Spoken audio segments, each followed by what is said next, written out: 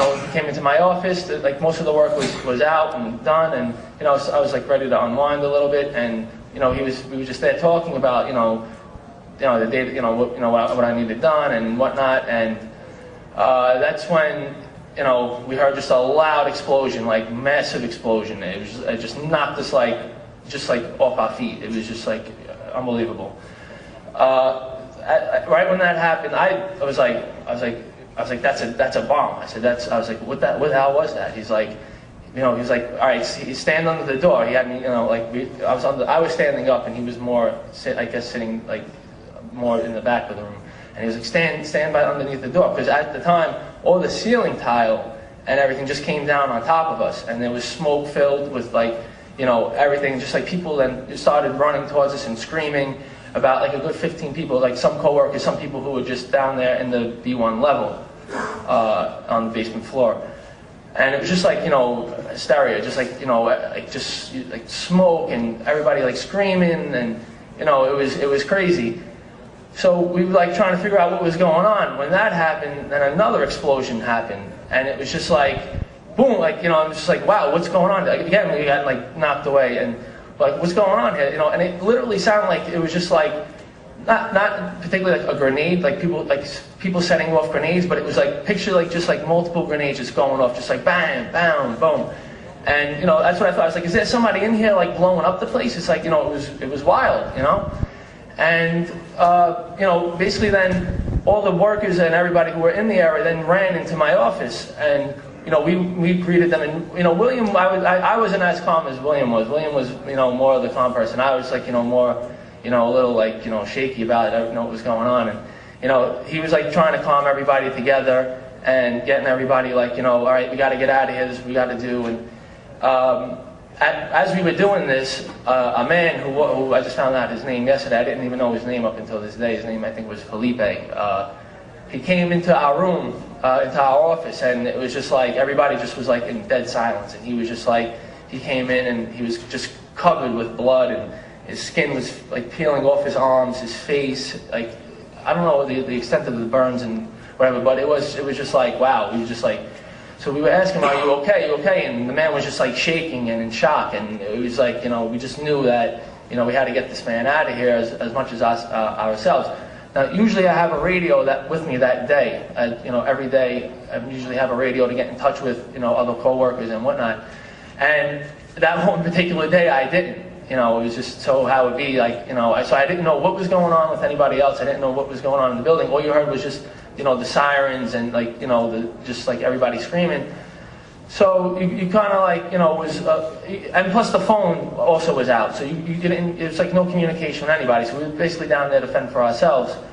We then grabbed, William actually, and another fellow worker grabbed like a tarp, or like a kind of a rug that we held in storage, and wrapped it around the man, the guy Felipe, who was covered with, blood, and it was just, he was just messed up bad. And we kind of grabbed him and carried him out to the loading dock area, where we were figuring how to get out, because there's a way out to the lobby and then there's a way out through the street. And the way that we tried going through the lobby first, William and the other men, tried to go that way, and it was just too much smoke, and it was just, there's no way you could go out that way. At this time, we're also hearing multiple explosions going on, so and plus we're like, we don't know where to go, because we don't have any communication with anybody else. So we're like, should we go this way, should we go that way? And it was just like, all right, we finally came to a conclusion, and we took the guy out through the ramp of the loading dock, which led out into the street. We carried him out, we placed him with an ambulance. He was in total shock, and we felt good that all right, now he's in the care of somebody that could help him. We then placed him down, and then that's when just everything now I'm outside the building now, and that's when everything just hit me. It was just I didn't even turn around and see the building yet. I just looked ahead and just saw people's faces, and they were just staring up and just just staring in amazement. I then turn around and I look up, and you just see a huge gash through the it was just like somebody took a Ginsu knife and just sliced it in half. It was just amazing.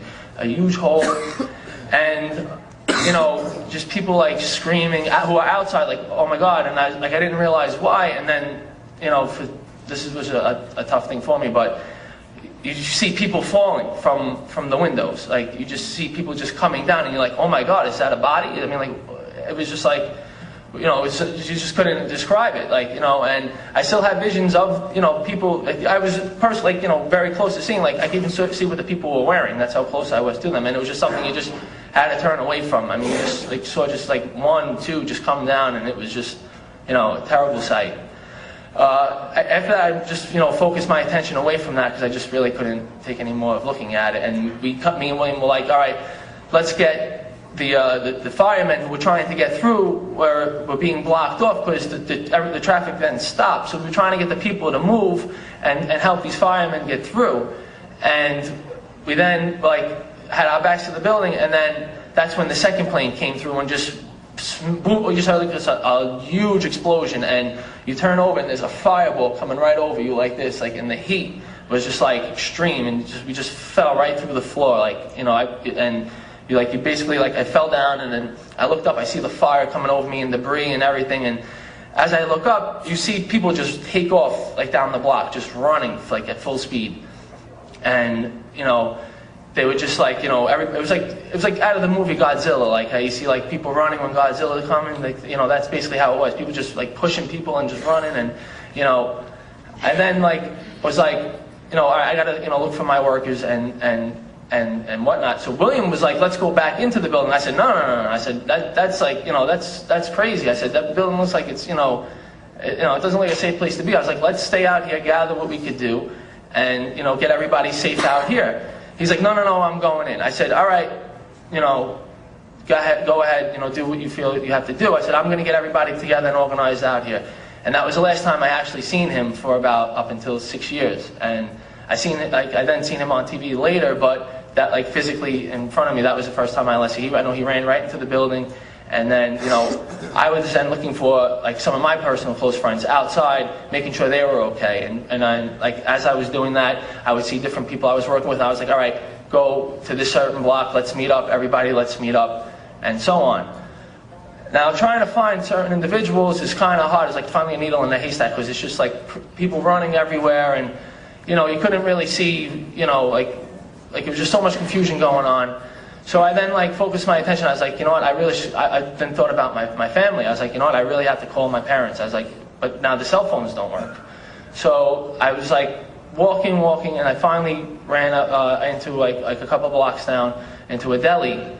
Who then I said, you know, and I had like debris on me, and I was like, listen, I was just in the building. I said, I want to get in touch with my family. My cell phone don't work, and they were kind enough to let me, you know, call my dad. And I spoke to my dad on the phone, and it was just like, you know, like, wow, you know, like, it was just like I was just happy to be alive and hear his voice.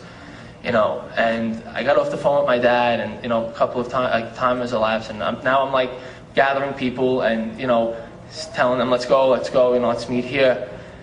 As I start walking back towards the building, now I was far enough away. It wasn't like I was right up at the building, but I was far enough away to, you know, to see and hear what was going on. And as I was walking closer towards the building, that's when you just heard like the building just crumble. You just heard like firecrackers, like bap, bap, bap, bap, bap, and like just like a mini earthquake. Like it was just like it was like crazy, you know, like you just were like shaking.